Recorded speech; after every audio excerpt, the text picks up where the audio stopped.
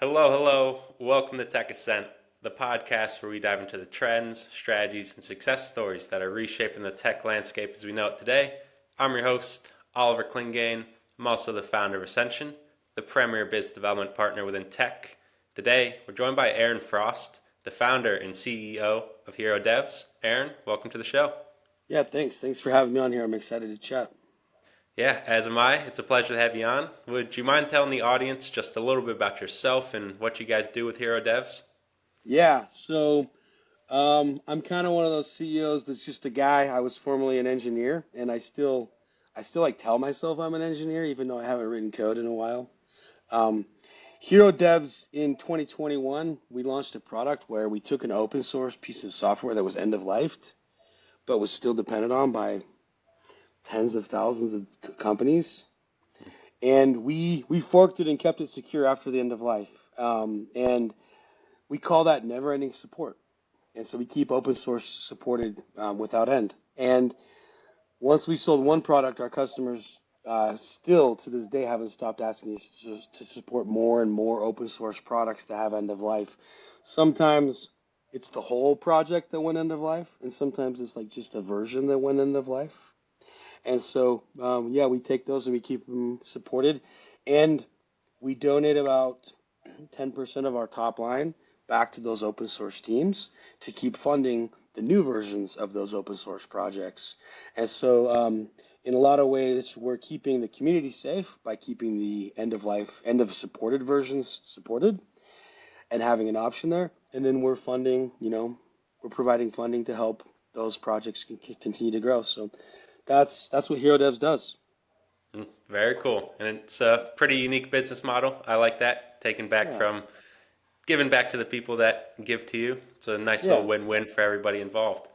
yeah. And when you started Hero Devs, was it in 2018? 2018 started it. We started as a little dev shop. Um, Google will occasionally nominate developers from the community as what they're called GDEs or Google Developer Experts.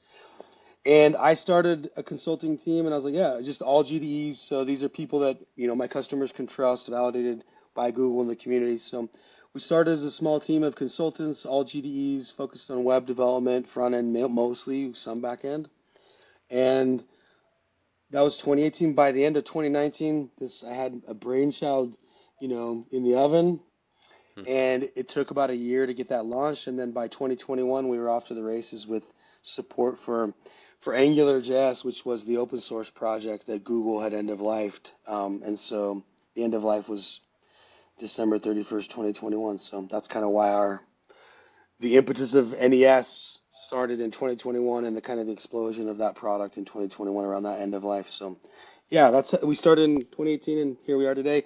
There was four of us in the beginning. Now there's about 100-ish of us.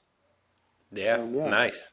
Nice. yeah, Some rapid growth, but I'm yeah. sure it wasn't all smooth sailing with any tech startup getting off the ground. I'm sure there was a few bumps in the road. Thinking back to the early days, what do you think was kind of one of the biggest challenge or any fun stories? Um, I think money's always hard. Um, until about April of 2023, my salary was like 60K. I was just constantly kind of reinvesting back into the business. Hmm. And so being fiscally conservative is sometimes hard to do. Um, so I think that one of the challenges was is just always finances and making sure you have enough money to hit your goals. It's very often we had a ton of sales in pipeline, but we had more payroll due that month than we had sales. Or we had more sales coming in, but they hadn't closed yet. And so like you're always kind of as you're scaling up, so your costs, and so Hmm. there's always like this difficult, frustrating balance when you don't take VC funding to grow at the same rate that your sales grow. And so as a fully bootstrapped company, I think money's always a pinch. But another thing is just being fully remote. I think is one of our strengths. We've never had an office. We have an office, but we never go. Leaning all the way in on remote work was another strength. Like using tools like Gather, um, I think are essential for people who have remote teams. And in a lot of ways, it feels like we still are in the office together. But some of us are in Greece, some of us are in New Zealand, and others of us are in the U.S. So it makes it really, really nice. Mhm. Yeah, very cool. And Aaron, being the CEO, building a remote culture, how do you go about maintaining that balance of we've got long-term visions, but we've also got to stick together kind of individually, but also collaboratively? Yeah. So focusing on culture is a big thing. Like as a CEO, I think the number one word I say to the team is safety.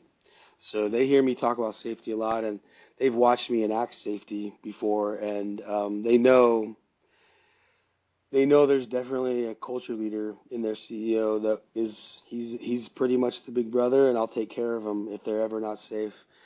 Whether it's someone's got a funeral, and I get really involved to make sure their family's taken care of, or whatever's happening. Um, it starts with making sure the team's safe, in my opinion. But you have to lean into the culture, and so we do a lot of, online online events like this Friday is we have our online Pride Month game day. It's 2 hours.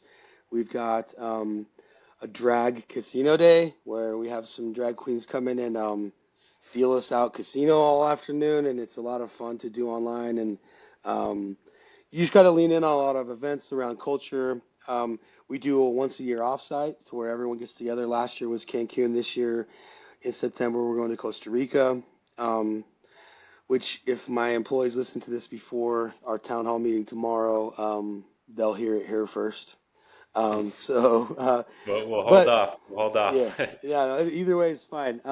So you just have to focus on culture. A lot of people, I think, focus on the business and the growth, but as a leader, you do have to focus on business and growth. Your team have to focus on business too. Only you can control the culture.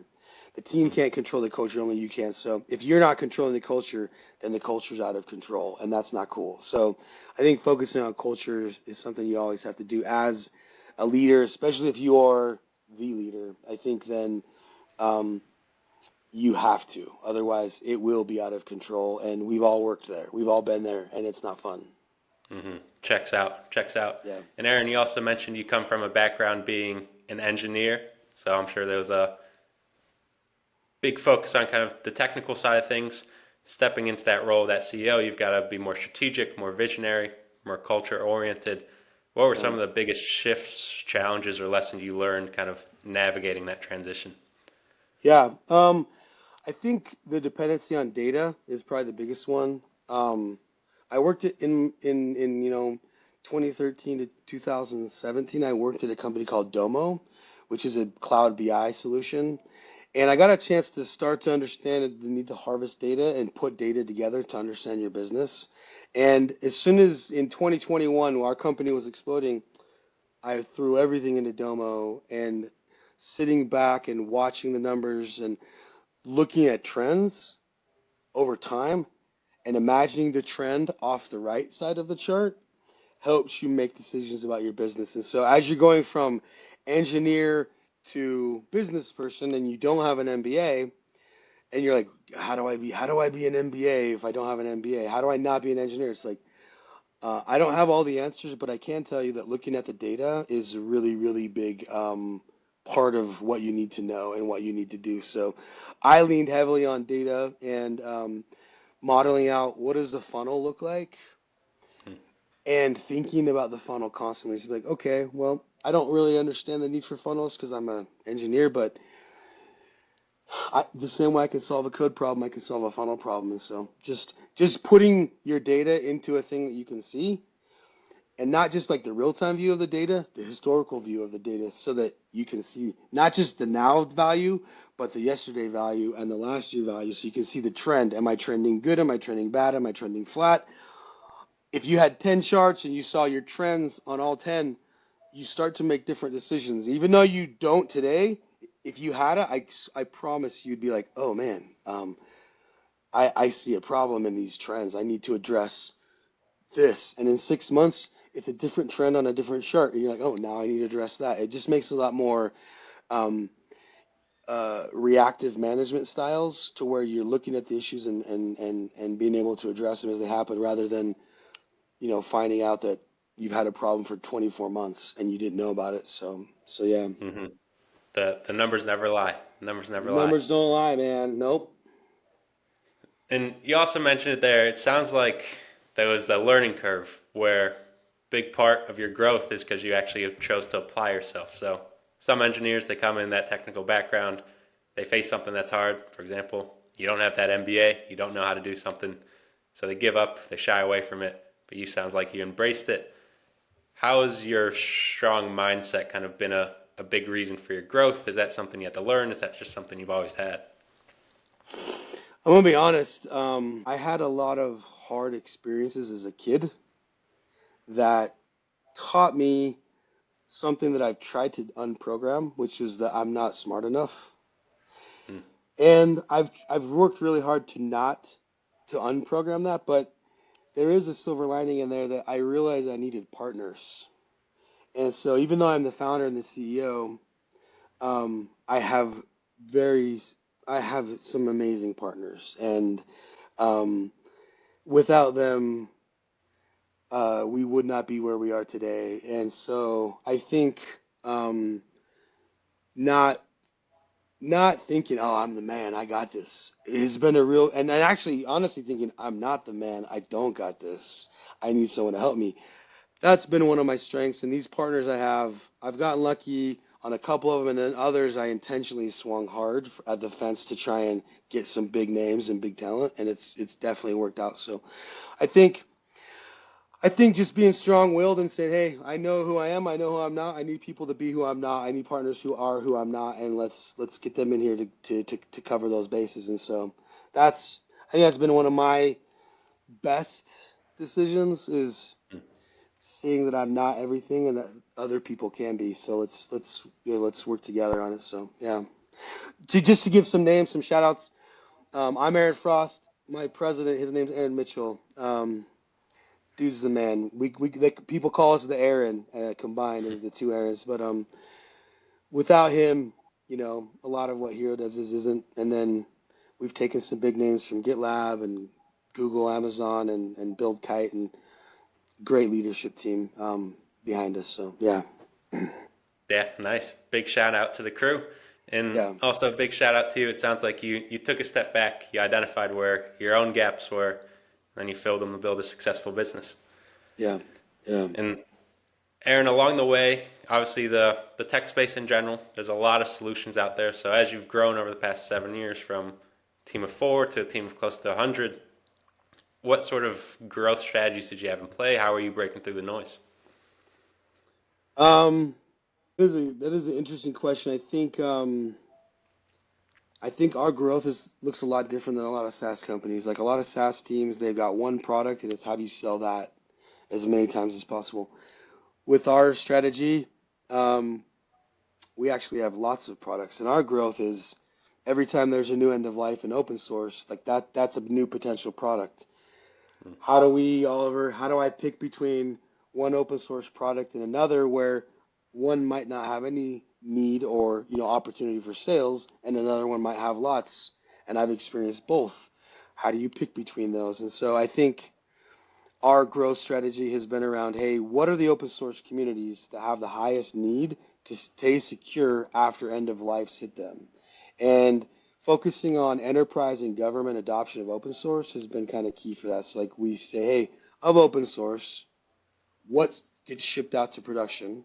Of open source, what is highly adopted by enterprise and government? And so we scale differently, I think, than in SaaS. But the other thing is our first product was such a success. Essentially, we're currently able to stand back and say, hey, customers, what else do you want us to support?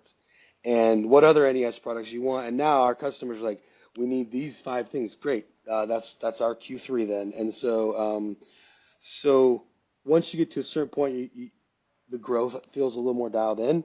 But yeah, that's been our secret. Is just getting a couple banger products and then working tightly with our customers to make sure they're safe and secure on everything else too. Yeah, very good. It's a good Yeah. strategy. And like you Yeah. said, sometimes those opportunities are hard to identify, but once you're in the door, you build a strong relationship, you can take it from there. It makes life a little easier. Yep. Yep. And Aaron, we can begin the wrap up now, but looking forward, what's the goals for Hero Devs? What's the mission? What's the vision? What's on the horizon for you? Yeah. So internally, we actually have, um, we use a lot of hero code names, and because we're hero devs, so we have a concept, an initiative called Ultron, which it's like instead of wrapping a suit of armor around the world, which was the Avengers kind of concept, we want to wrap a suit of armor around GitHub. And we want to make sure that every piece of open source that is depended on by enterprise and government can be supported and is supported when they need it.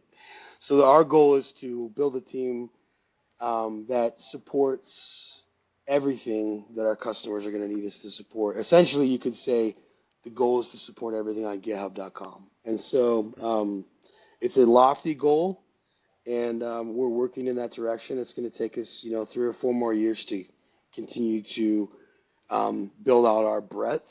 We're really good at going deep right now. We need to focus on the breadth of product adoption right now. And so that's the real goal. So everyone should expect in 5 years, your whole enterprise stack is supported by Hero Dev. So you have an app that's 10 years old, whether it's your front end, your back end, your mobile client, your database, your ETL layer, or your OS. I can get that whole thing supported for a nominal amount versus $20 million to migrate the whole platform to something more modern. And so um, that's that's where we're going. Yeah, nice. And it sounds like you've laid a pretty strong foundation over the last 7 years to keep scaling towards your goals. So I love to hear Yeah, it. yeah. No, it's exciting. Thanks. But last question before I let you go, Aaron. It's my favorite question to ask founders is over the past 7 years of running Hero Devs, if there was one lesson you learned earlier in your career to help you build your business, what would that one lesson be? I say this to a lot of the team members. I've said this a lot, and the answer is to be curious. I think if I the name of my biography will be Curious AF, Curious Aaron Frost, because I think that's been the key. Like, that childhood lesson of I'm not smart has made me really reluctant to trust my own decisions and really, really appreciative of people like you or really any mentor who's willing to have a conversation with me, whether it's my customers or people from the open source community, my peers, my employees, anyone, understanding why they think what they think. If I disagree, what if I'm wrong? I need to figure out why they think that, because I'd like to be right, and if they're right, I want to be what they are. And so I think just being curious and putting the ego aside long enough to be curious is difficult for a lot of people. And a lot of people with ADHD like me, I think we struggle to slow down to be curious. We can be curious, but we're so focused on speed and progress that it is hard to stop and just get curious and like stare at someone's eyes and be like, why does Oliver think that? And Hmm. and I'm not mad at him for thinking it. I want to sincerely know why. And so I think being curious is the number one thing I would say has helped me. I like it. I like it. And Yeah. curiosity can be used across anything in life. It doesn't just have to be business, but if you're always willing to learn, you're always willing to take on new challenges, you'll be in a good spot. Yeah, I think that's right. Awesome. But Aaron, I really appreciate you coming on. Really appreciate you taking the time to speak with me, speak to the audience. I'll be sure to tag your LinkedIn and Hero Dev's websites down in the description. But is there anywhere else people can connect with you on? I think LinkedIn, I'm just Aaron Frost, and um, yeah, I think that's the right place. Hero Devs also on LinkedIn is the easiest place to get me. I'm good at responding to LinkedIn messages, so Perfect. I'll drop it all down in the description. But thank you for everybody for tuning in. And Aaron, thank you again for coming on. yep. Thank you, man. Cheers. It's been a pleasure.